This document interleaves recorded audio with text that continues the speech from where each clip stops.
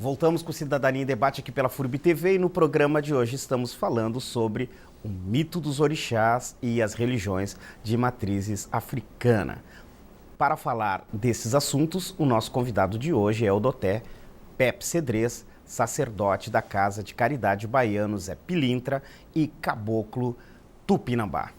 Pepe, a gente começou a nossa conversa falando dos orixás e também lembrando da dificuldade que a religião, né, tanto a Umbanda quanto o Candomblé, ainda tem dificuldade de inserção na sociedade, muito por talvez desconhecimento e muito por preconceito. É isso? Carlos, eu só diria que a dificuldade não é de inserção. Inserida ela está, e ela se insere sem precisar nem de divulgação para isso. As pessoas procuram as a palavra casas. Acho que não era essa. Não, mas eu não estou te corrigindo, eu só quero aproveitar para dizer que a dificuldade não é essa, a dificuldade é de aceitação mesmo, né? Não é de inserção, mas a dificuldade de respeito. No outro programa, quando eu estive aqui, tive o prazer de estar aqui no Cidadania em Debate, a gente falava sobre tolerância, você começou o programa falando assim, e eu falei, vou até repetir aqui, eu não quero ser tolerado, eu quero ser respeitado. Né? Eu luto contra a intolerância, mas querendo respeito. Somos iguais. Se o seu culto é diferente do meu, respeite o meu culto e eu respeito o seu. Primeiro eu respeito o seu, até para depois esperar algum respeito do meu culto também. E isso é muito importante. Quando eu falo disso, eu falo para os meus filhos de santo, os iniciados lá na nossa casa, que nós não podemos também fazer o contrário, né? Nós discriminarmos outras religiões. Então, quando aparecem alguns comentários preconceituosos, eu digo, ai, a gente está agindo igual aos outros, né? Nós não vamos falar mal deste ou daquele segmento, porque existem pessoas esclarecidas e não esclarecidas em toda religião e em todo segmento. Existem pessoas de boa índole e de má índole em todo lugar. Então, não podemos discriminar. Eu converso sobre Deus e sobre divindades com um pastor evangélico lá de São Paulo, e a gente fala de Deus num nível muito interessante. E ele comenta com a comunidade dele, diz, olha, tem um pai de santo lá, e vocês vão falar que isso é coisa do mal, mas que me mostrou que Deus é isso, isso e isso também. E eu falo para os meus filhos na minha casa, olha, tem um pastor evangélico que tem esse discernimento, essa clareza de que nós não somos as bruxas malvadas, né, da historinha. Então, é importante que a gente quebre o preconceito de toda forma. Tanto o que nós sofremos, quanto o que nós propagamos. Né? Nós temos essa responsabilidade também. Então não adianta só a gente criticar quem nos discrimina, mas a gente também tem que se policiar o tempo todo. Porque nós somos criados numa sociedade que discrimina e que gosta de discriminar. Que tem um prazer por isso.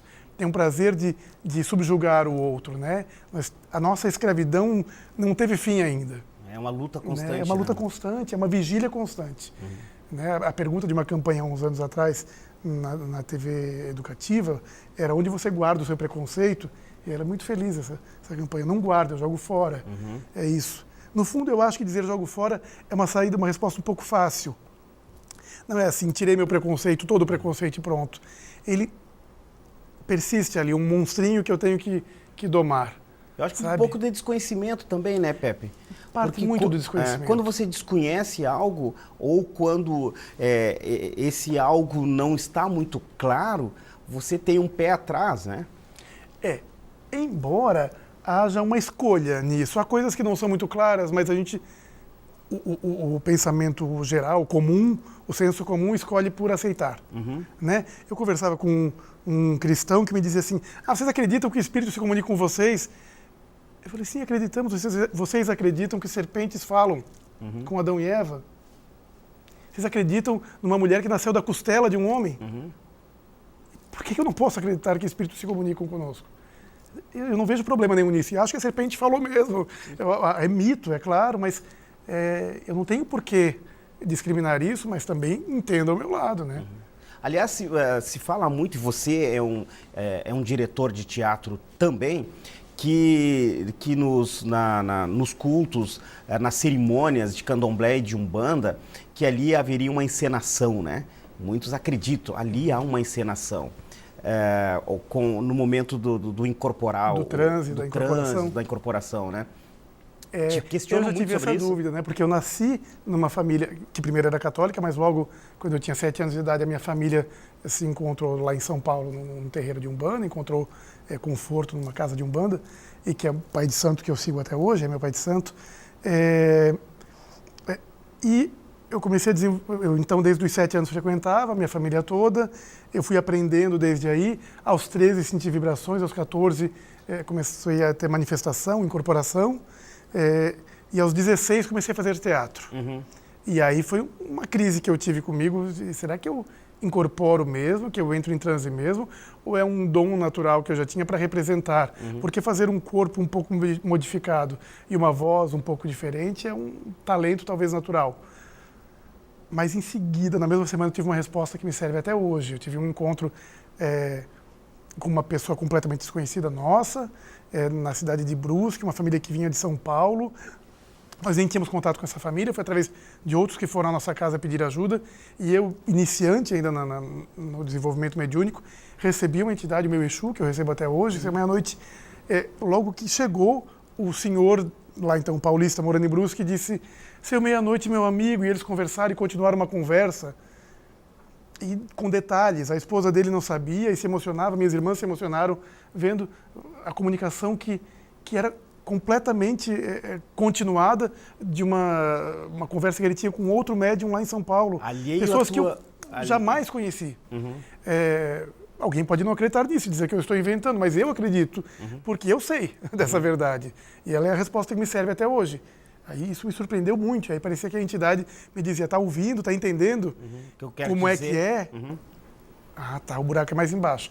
Então, é uma questão de fé mesmo, eu acredito. Mas quando você fala em encenação, em teatro, ou representação, arte cênica, no candomblé especificamente, há muita dança, né? O candomblé é todo tocado e dançado, cantado em outro idioma, africano. Coisa de corpo, né? E E a oralidade. envolve a dança, envolve encenação. As pessoas não em transe, mas os adeptos fazem suas danças com gestos ritualísticos que representam a caçada de Oxóssi, ou representam o banho que Oxum toma na cachoeira, ou representam o Xangô dominando os trovões. E tudo isso é de uma gestualidade, uma corporeidade muito representativa teatral, inclusive, ou cênica. Mas o momento do transe aí é outra coisa. Já entra num outro terreno, Entra num outro território, né? No mistério da fé. No mistério. Poderia dizer. No mistério. Pepe, eu sempre fico muito satisfeito e feliz quando você vem ao Cidadania em Debate, que também é uma forma da gente tentar quebrar esses preconceitos, tentar esclarecer também, fazer de alguma forma pedagógica. E eu fico muito satisfeito de você vir, né, de sacerdote, né? Você vir com as guias, com a roupa. É uma situação bastante especial de representação mesmo, né? De estar aqui representando a minha religião, a minha fé e todas as outras casas de Blumenau e da região que tocam tanto Umbanda quanto Candomblé. Lá em casa nós tocamos os dois, na verdade, em ritos diferentes, separados, dias separados, mas tocamos tanto Umbanda quanto Candomblé. E eu me sinto muito feliz em poder, como disse anteriormente, cumprir minha missão, né? Acho que é um dos motivos pelo qual eu venho aqui. E estar paramentado de sacerdote é um pouco dizer, eu professo essa fé, sou dessa religião, as pessoas me conhecem, tenho uma vida pública, sou um diretor de teatro há muitos anos atuante em Blumenau e na região, e lá é minha profissão. Sim. Aqui eu estou falando da minha fé. E aqui eu estou num programa de TV discutindo, abordando alguns temas, procurando quebrar alguns preconceitos, esclarecer e sempre convidar, né? Fazer o convite para que as pessoas frequentem as casas.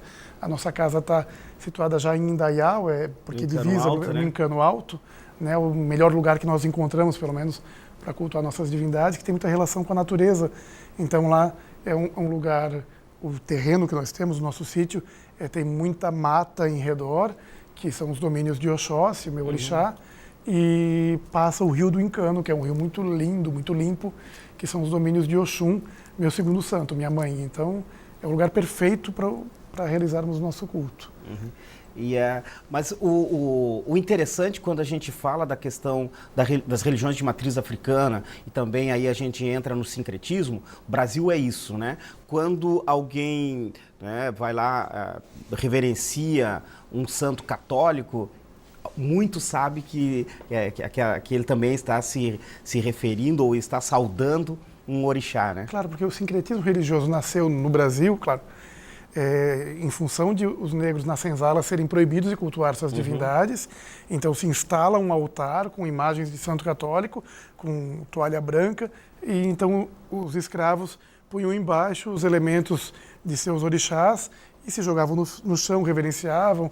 O feitor achava aquilo muito estranho, o jeito de cultuar não era só fazer o sinal da cruz, mas se jogar no chão, mas pelo menos estavam se jogando aos pés de Nossa Senhora, de Jesus Cristo, e na verdade eles estavam reverenciando seus orixás, mas também passaram a conhecer esses santos da igreja e traçar paralelos. Daí a Santa Mulher Guerreira Santa Bárbara, a nossa guerreira em Ançã, Oiá. Então, aí a relação cria-se um vínculo muito forte, e aí no Brasil está espalhado. O Brasil é essa mistura toda, né?